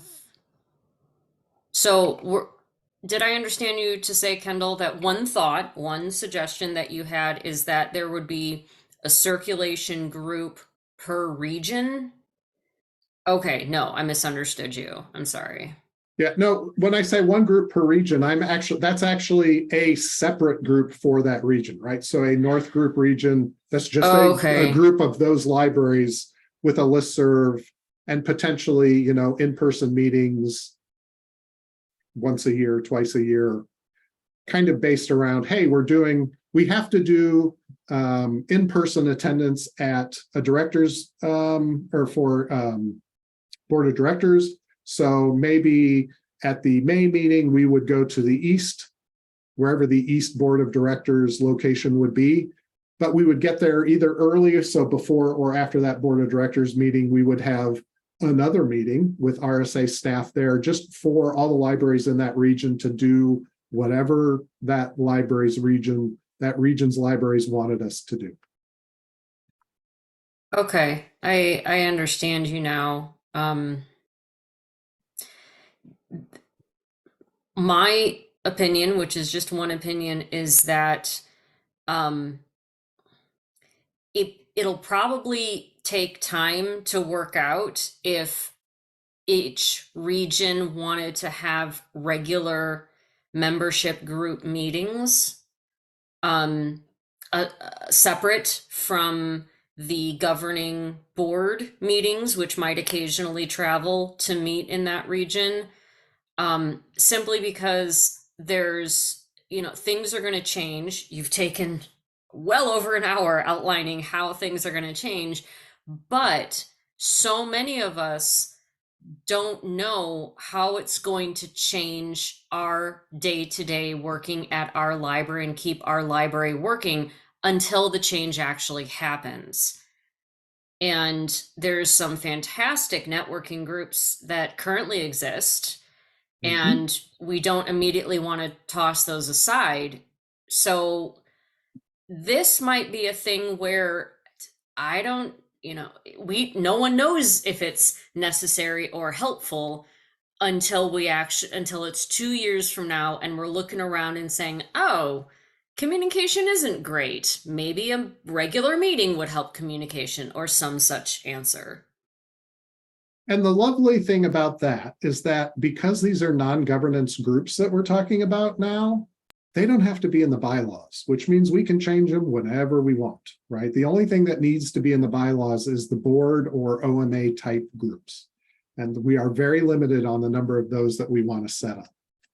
So if we found out that, you know, that there's no more need for group X, we could just get rid of it because it wouldn't be in the bylaws, or we could make a new one or set up a new listserv or whatever.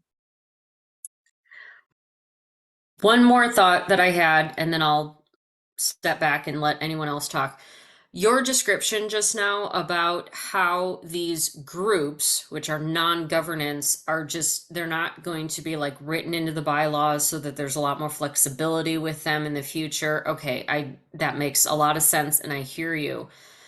Will there be a procedure of some kind for a group to be recognized by the governing board? And by that, I mean like a membership group to be recognized.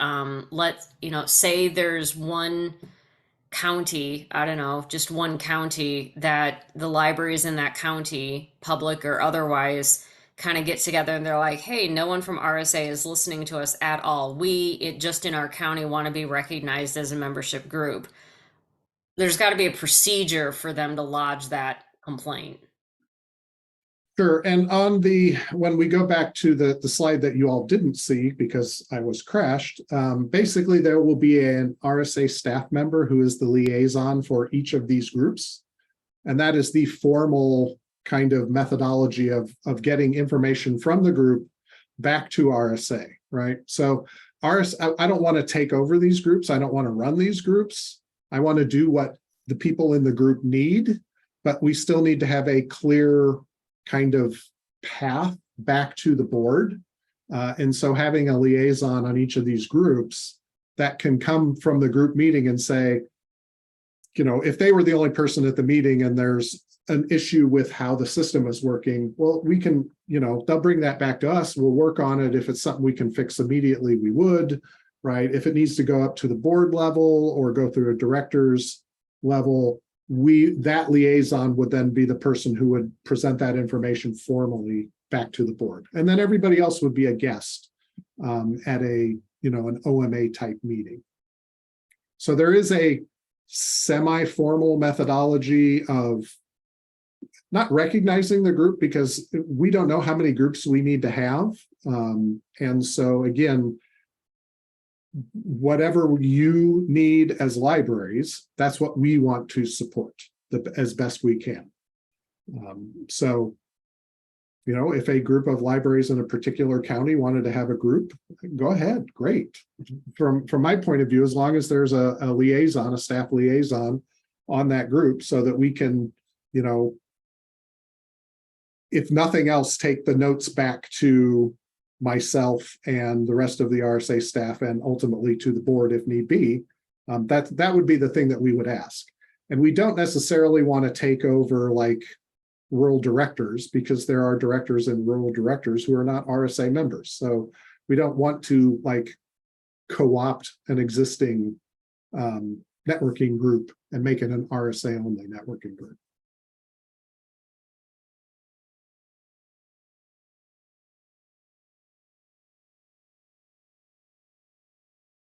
Oh, which is what Bobby just typed, yes.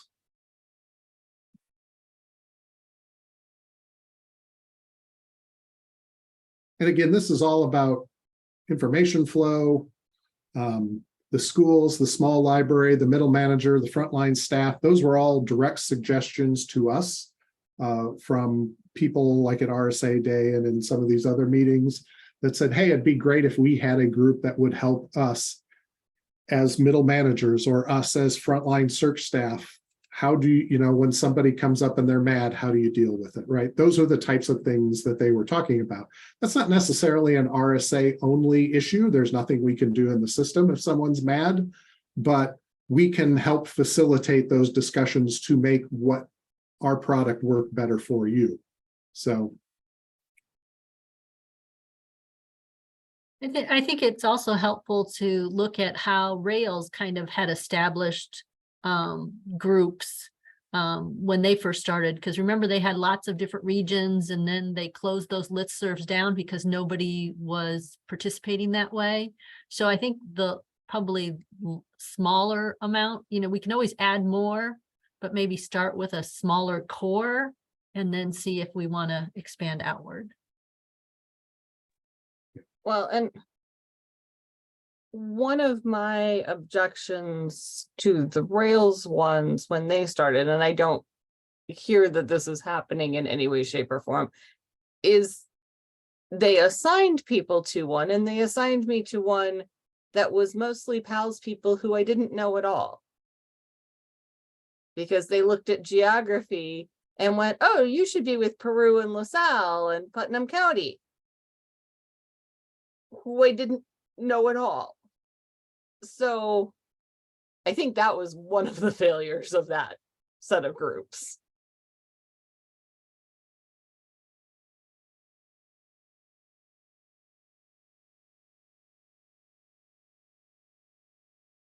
All right. Does anybody else have comments or thoughts? We will revise and bring something back for the next meeting. A little more solid.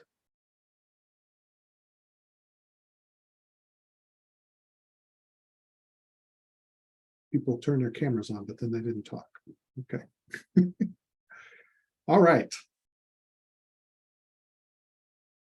Well, I have seen there's a lot of stuff in chat. I have not had a chance to read it. We will print off the chat log at the end of the meeting, and I saw there were some lists for library regions, so that'll be super helpful. So thank you. We'll put some stuff together and probably, I also want to do a survey as well. So if we can draft up a couple of maps and include those as part of the survey, and then, you know, like put some, you know, rank the following groups, what would be most helpful for you, or, you know, would you attend, or those types of things. We'll come up with a survey as well and try and get this nailed down kind of as the entire group of RSA before the November meeting.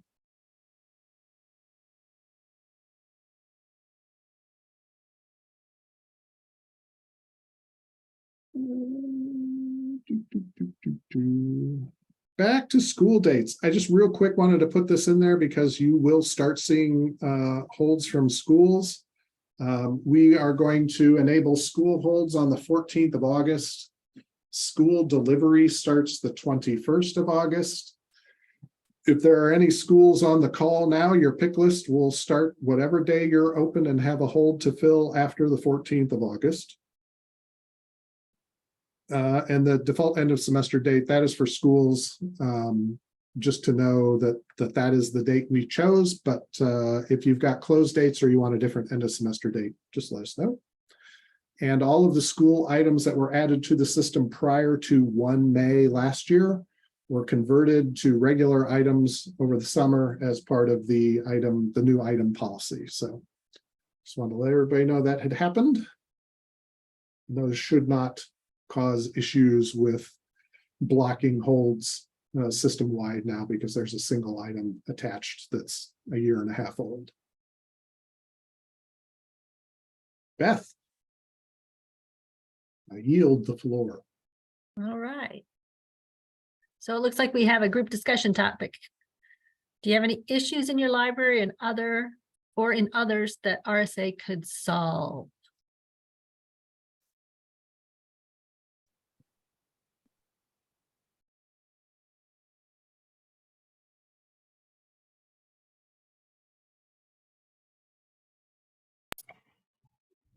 I love that you put the qualifier in there that RSA could solve. Well, you know, this is an RSA meeting, so if you said, you know, you're mad at some other library because they're stealing your patrons, I can't do anything about that. So let me throw this out to you, Kendall. It's Bobby speaking. When you create your email listservs and such, consider making one for like a sharing point, meaning like, hey, I have extra XYZ. Does anybody want it before I put it in the dumpster? You know, Rails has that free and wanted chunk or for sale. But could we have something like that? Because like right now I'm looking for something and it's really dumb to ask for other people's junk, but that's what I'm looking for. Side note, I'm looking for train magazines. If anybody has some old ones they want to send to the veterans home, we'd really appreciate them. All right. I put a note in the text so that or the chat so that I would remember to add that to the list. Sharon recommends a library to library listserv. We used to have a library to library one that was sort of RSA mediated and that got some use, but kind of fell off after a while. Again, I want these to be, ideally, it should just be like the ADML listserv, like it's a Google group or that type of thing where you sign up and then you just get stuff and we don't have to deal with, you know, manually posting things on the website or that type of thing. Plus, it makes it easier for your staff to sign into one. And then if they don't need to be on it, just sign right back off. So. All right. Not seeing anything else. So, Beth. All right. So the next scheduled meeting is the 9th of November, 1 p.m. We're going to move back down to the 1 p.m. time instead of the 10 a.m. So be sure to get that on your calendar and encourage other libraries to RSA library members to attend. So anything else anybody wants to say? Just a quick note on post-May, probably starting in August of 2024, we will be doing membership updates that will be shorter, but probably more frequent to just kind of pass out information, less of a discussion-y thing, less of a vote on things, but more of a here's what's happening kind of thing. Just keep the information flowing. All right. And get the other meetings on your calendars now, because as Kendall says, the 9th of May of 2024 is our last users group meeting. So, well, thank everybody for coming. It is 12:08. I think we should adjourn the meeting. Thank you, everybody who shared ideas in chat. That is super helpful. Or spoke up. Well, have a great, great day. I need to get a copy of this just in case. I didn't think you wanted to see me eating. That's why I turned my camera off. So you just caught me turn it back on and I was like, oh, no, I don't have anything to say. Well, it pops up, right? Because I have the other one hidden. So it pops. I'm like, oh, somebody's going to talk. Oh, nobody talked. Gotcha. Thanks. Have a good week. Bye. Oh, I can stop recording. Where is the recording? Pause or stop? Stop recording.